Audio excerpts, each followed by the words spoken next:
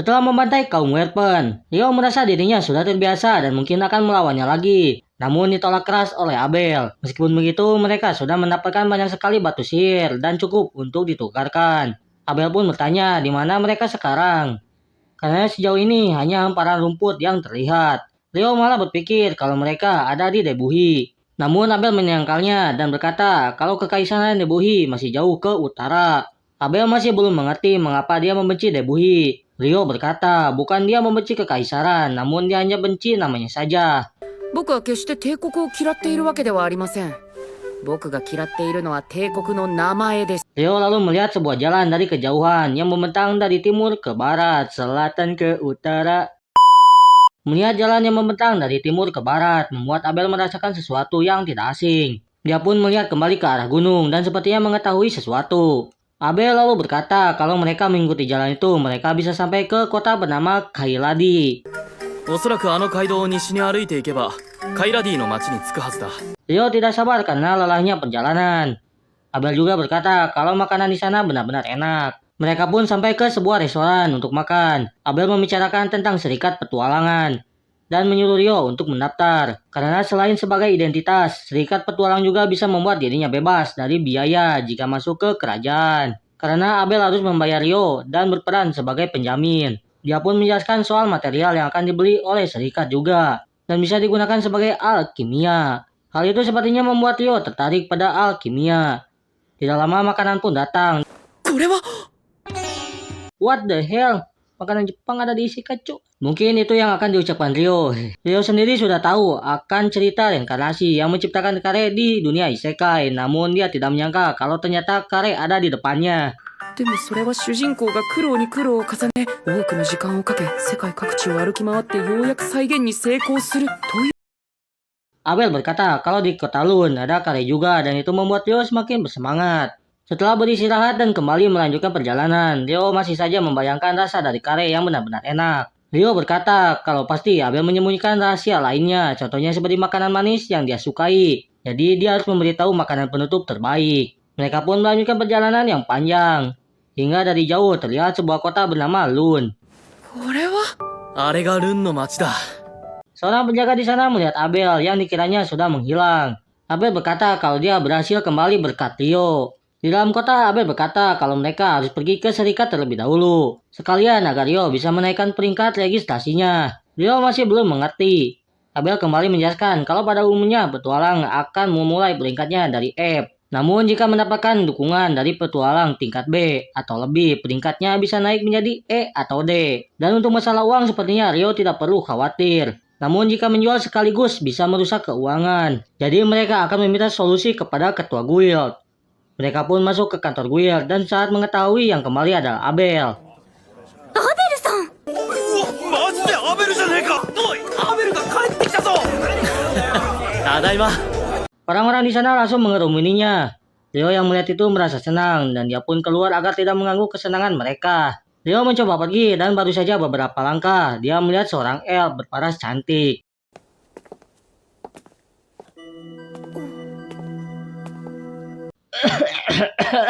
Biar kami minum yang klaim yang ini. Setelah mereka saling tatap, gadis elf itu mengenali pakaian milik Rio yang berasal dari Raja Peri. それは妖精王の。 さぞ気に入られたのだろう。 Dan mengatakan kalau Rio cukup menarik. 君は面白い存在だな。 Gadis elf itu lalu pergi. Tidak lama Abel menemukan Rio dan menyuruhnya masuk. Abel pun memperkenalkan sang penyelamatnya tersebut dan akan mendaftarkan sebagai petualang. Sambutan hangat Rio dapatkan dari orang-orang di sana. Setelah kondisi kembali kondusif, Abel mendaftarkan Rio sebagai petualang tingkat D. Resepsionis di sana berkata kalau sebelumnya tidak ada yang mendapatkan pengakuan langsung dari pedang merah tua. Abel memuji kehebatan Rio. Dan dia juga sekalian ingin bertemu dengan ketua serikat. Resepsionis akan memanggilnya dan mereka diminta menunggu di ruang tunggu. Mereka menunggu dan gebrakan pintu terdengar. Orang yang masuk itu adalah ketua serikat Lun. Dia mengkhawatirkan keadaan Abel, bahkan sampai akan terkena serangan jantung saat mendengar kalau dia menghilang. Dia pun menanyakan siapa penyihir yang bersama Abel. Abel pun seperti biasa memperkenalkan sang penyelamatnya. Ketua serikat juga memperkenalkan dirinya, dia adalah Hooks McGlass. Mereka pun sedikit mengobrol dan memperlihatkan hasil buruan mereka yang berupa kristal sihir. Dengan ukuran yang cukup besar dan warna yang cerah, dia menebak monster yang mereka kalahkan. これはワイバーンか？そうだ。 Sambil terkejut, dia tahu kalau mereka pasti mengalahkan Weapon. Namun dia juga bingung, dengan jumlah sebanyak itu harusnya membutuhkan banyak orang. Abel menjelaskan kalau mereka melawan Weapon di Gunung Musakat. Rio bertanya tentang gunung itu. Abel menjelaskan kalau setelah melihat jalan Kailadi, dia akhirnya tahu gunung yang baru saja dia lewati tersebut. Hulk menjelaskan kalau seseorang yang melewati gunung itu pasti tidak akan selamat. Abel bertanya kembali dengan bukti tersebut apakah dia tahu sekuat apa Rio. Hulk angkat tangan bahkan berkata lebih dari itu. Dari luar terdengar suara keributan dan beberapa orang berhasil masuk. 皆さん待ってください。マリさんはお話中で。リン、心配かけてすまなかったな。ただいま。お帰りなさい。 Mereka mengkhawatirkan keadaan Abel yang kembali. Mereka bertiga adalah Lin, Lydia, dan Warren. Wah cantik nih, klaim gak nih, klaim gak nih. Alex akan segera pergi agar mereka bisa mengobrol, sekalian mengajak Rio ke ruangannya. Dia juga meminta resepsionis bernama Nina untuk membawakan perlengkapannya. Abel berkata kalau sudah selesai untuk menunggunya di meja resepsionis. Rio dan Hook masuk ke ruangan Hook. Hook menjelaskan tentang orang-orang tadi. Mereka adalah anggota parti Abel dari Pedang Merah Tua. Rio bertanya apa tidak masalah jika dia langsung naik ke peringkat D.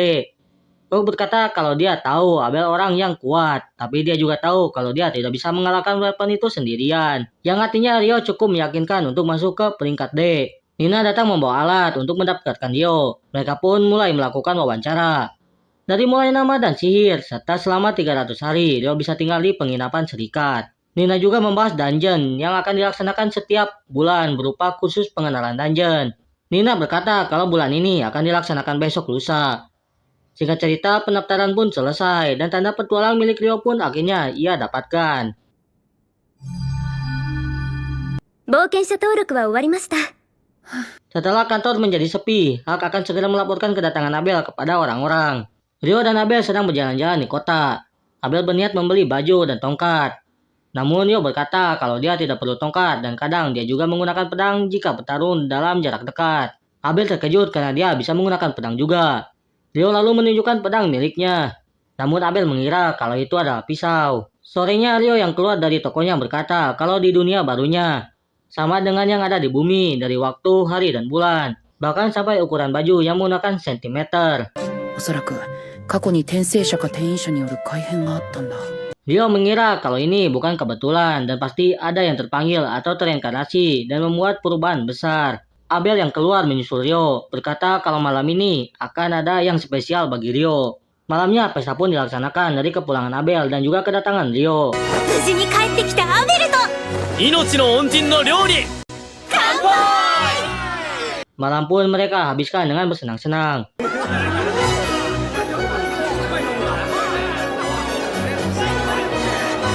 Esoknya Nina mengantarkan Rio ke penginapan dan disatukan oleh dua orang yang ada di sana. Dia adalah Niels dan Eto. Mereka menyambut Rio dengan senang hati. Niels sepertinya menyukai Nina, namun sayangnya cintanya belum berlayar.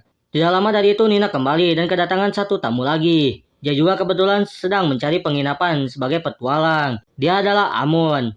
Amon menceritakan kalau semua keluarganya sudah meninggal dan dia menjadi petualang untuk mencari nafkah. Amon dan Rio akan ikut dalam kursus pengenalan dungeon. Di sisi lain, Lin merasa tidak percaya atas apa yang Abel ceritakan tentang Rio. Bahkan sihir seperti itu sangat mustahil bagi pelajaran umum. Dan juga bisa-bisanya tombak es bisa menusuk Weapon yang mempunyai penghalang angin. Mereka pun menyamakan jika Rio memiliki kekuatan seperti itu, maka hanya ada satu penyihir yaitu Inferno. Mereka pun mewaspadai Rio agar tidak menjadi musuh mereka. Abel dengan yakin kalau itu tidak akan terjadi karena nama kekaisarannya adalah Debuhi. Di Akademi Pengenalan Dungeon, Rio dan Amon sudah mempelajari dasar-dasar dari dungeon dan siangnya mereka akan segera masuk ke lantai 1 dungeon. Rio lalu bertanya tentang cara melakukan perjalanan instan menuju lantai yang belum pernah dijelajahi. Guru itu lalu menjawab kalau di Provinsi Selatan seharusnya ada, namun untuk di Lune sayangnya tidak ada. Guru tersebut menjelaskan kalau dungeon terletak di tengah kota dan menjadi pusat dari kota itu. Dan selama beberapa tahun akan ada yang namanya gelombang besar dungeon yang dimana beberapa monster dari dungeon akan keluar. Dan dinding ganda yang ada di sekitar dungeon menjadi penghalang sebelum masuk ke kota. Di dalam terlihat kantor serikat yang akan mencatat nama dan waktu sebelum petualang masuk ke dungeon. Karena mereka sudah terdaftar sebagai peserta, maka mereka langsung masuk ke dalam. Amon merasa gugup, namun untungnya ditenangkan oleh Rio. アモン、もう少しリラックスした方がいい。 Guru tersebut membebaskan mereka untuk berkeliling di dungeon asal masih berada di jarak yang dekat dengan pintu keluar. Ryo yang bersama Amon merasakan ada sesuatu di depan mereka. 何かいますね。どこですか？前方ですけど、まだ距離があります。 Monster yang muncul adalah Soldier Ant, salah satu monster yang termasuk untuk pemula. アイシクルランス8。 Ryo yang sudah menahan semut itu menyuruh Amon untuk menyerangnya. Setelah berhasil mengalahkannya, mereka pun mengambil harta pertama mereka. 魔石は持って帰りましょう。いい記念品になりましたね。はい。 Malamnya mereka yang ada di kamar merayakan keberhasilan Amon dan Ryo. Amon merasa tidak melakukan apa-apa karena Ryo yang menahan serangan semut tersebut. Amon berniat untuk menjelajahi dungeon besoknya, namun karena dia sendiri dia tidak yakin akan masuk. Ryo dengan senang hati akan masuk bersamanya dan akan menjelajahi sampai lantai ketiga. Namun Ryo merasa aneh soal semut yang muncul di lantai 1. Teman Ryo mengatakan kalau biasanya lantai 1 diisi oleh kelelawar. Namun beberapa bulan yang lalu memang sudah ada semut di lantai 1. それはソルジャーアントが縦穴を掘って一層までやってきているからだ。 Ryo sudah tahu kalau itu adalah Abel, sementara yang lain... Ryo mengatakan untuk jangan menjahili juniornya. Abel menjawab kalau dia hanya memberi wawasan. Dan juga Abel menitipkan Ryo kepada teman-teman kamarnya. Karena meskipun kuat, kepribadiannya itu rada-rada miring. アベル、喧嘩なら買いますよ。 Niels dengan gugup berkata kalau dia pengagum berat Abel. Ryo bertanya mengapa dia ada di serikat. ああ、依頼された案件がかなり長引いてな。 Abel pun disusul oleh anggota partinya. Lin menyuruh Warren membawa Abel. ウォーレン。自分で歩くから。 Lin lalu mendekati Ryo dan memandanginya. Mereka pun membawa Abel pergi. 何ですか？リン。はーい。りょう、ごめんなさいね。煮るなり焼くなりお好きに。りょう、この裏切り者。 Ria berkata kepada Lin untuk tidak memandangi Ryo seperti tadi. Lin merasa penasaran kepada Ryo yang katanya penyihir yang kuat. Esoknya Ryo dan Amon menuju ke dungeon. Di dalam mereka mengalahkan dua monster di lantai tersebut. アイシクルランス4。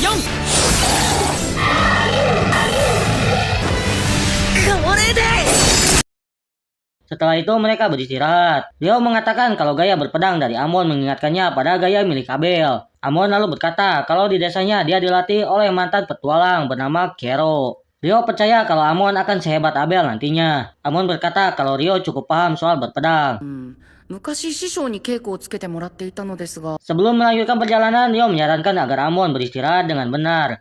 Karena gaya berpedangnya yang berat dan mungkin bisa cedera. Amon juga merasa begitu. Ryo lalu menyarankan untuk meningkatkan stamina seperti berlari. Dia pun menceritakan kalau saat dia bepergian bersama Abel, dia selalu melihat Abel berlatih. Mendengar itu membuat Amon semakin semangat. Esoknya Ryo tidak ingin pergi ke dungeon, melainkan pergi ke perpustakaan untuk mencari buku soal alkimia. 図書館がこんなに広いなんて思いませんでした。 Ryo mendapatkan banyak sekali yang berguna. Di luar dia berkata kalau dia harus mempunyai buku sendiri untuk serius akan alkimia. Sedang asik memikirkan harga tentang buku alkimia. Langit tiba-tiba menjadi gelap gulita. 日食？ Matahari pun terlihat tertutup oleh bulan, seakan terjadi gerhana. Ryo lalu merasakan ada sesuatu yang aneh dan tiba-tiba. 何が？ Ryo merasakan kekuatan yang datang benar-benar kuat. Terlihat seorang wanita dengan ekor dan tanduk, yang dimana serangan itu berasal darinya. Dia tak menyangka akan ada manusia yang masuk ke dimensinya. Ryo merasakan kalau wanita itu adalah Akuma, yang bahkan kekuatannya bisa setara bahkan lebih dengan Behemoth. 消してしまえば問題なかろう。 Dia ingin segera melarikan diri, tapi tidak mengetahui cara keluar dari ruangannya. Akuma itu lalu menyerang kembali.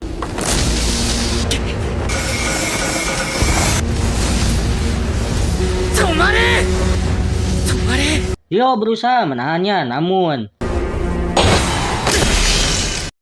serangan yang mengenai jubah Ryo membuat Akuma tersebut merasa aneh. Kekuatan anginnya tidak bisa menembus jubah Ryo. Akuma itu tahu kalau jubah itu berasal dari Raja Peri, dan pertarungan pun dimulai.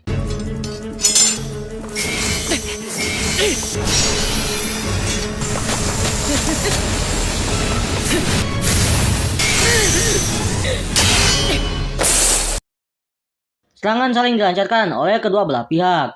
Ryo merasa kalau dia mencoba bertahan maka dia bisa saja menang. Terlihat bulan yang menutupi matahari mulai bergeser sedikit demi sedikit. Akuma itu bahkan sampai terkejut dengan pedang yang Ryo bawa. Dan bertanya siapa dirinya. Akuma itu akan mencoba mengeluarkan sihirnya, namun Ryo lebih cepat dan langsung membatalkannya. Pertarungan ronde 2 yang epik pun terjadi.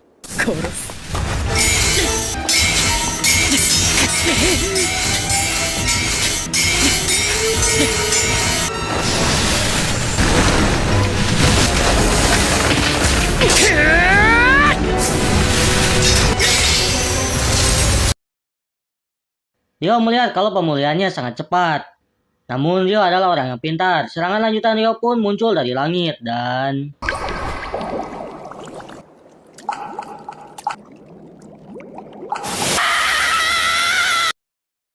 Akuma itu benar-benar marah karena serangan tersebut. Namun sayangnya pertarungan mereka harus berakhir karena gerhana yang sudah selesai. Dia pun merasa terkesan dengan pertarungan mereka. Akuma itu lalu memperkenalkan dirinya. レオノール・ウラカ・アルブルケルケじゃ。 Ryo tidak ingin mengenal namanya dan hanya menyebut Akuma. Leonore berkata ternyata dia tahu tentang ras mereka. Dia pun benar-benar harus membunuh Ryo. Leonore itu langsung menandai Ryo dan jangan sampai mati oleh Akuma lain selain dirinya. Keadaan pun kembali seperti semula. Ryo merasa pusing dan kalau bukan karena jubahnya, baunya bisa saja berlubang. Sorenya Ryo pulang dengan membawa sekantong uang. Dia bahkan tidak menyangka kalau di akunnya memiliki banyak uang, karena mungkin berasal dari jarahan weapon. Ryo melihat kalau di kamar belum ada yang datang, dia pun berniat membeli buku terlebih dahulu. Namun dia melihat teman-temannya sudah babak belur dan sedang dirundung oleh orang-orang di sana. Mereka menjelaskan kalau monster tidak akan memberi peringatan sebelum menyerang. Dari belakang Ryo berkata hal yang sama dan dia menyerang teman-teman dari perundung tersebut. 全くその通りです。 Orang itu berasal dari kamar 1. Ryo sudah tahu kalau itu adalah Dan langsung menyerang Ryo, namun cukup dengan gagang pedangnya saja membuatnya sudah terkapar. ふざけるな Ryo lalu memberikan potion heal kepada Eto karena dia adalah pendeta. Malamnya Ryo disembuhkan sambil mereka mandi bersama. Mereka bahkan sampai penasaran siapa lawan yang berhadapan dengan Ryo. Ryo belum bisa menceritakannya dan dia pun menikmati malam itu dengan mandi air hangat.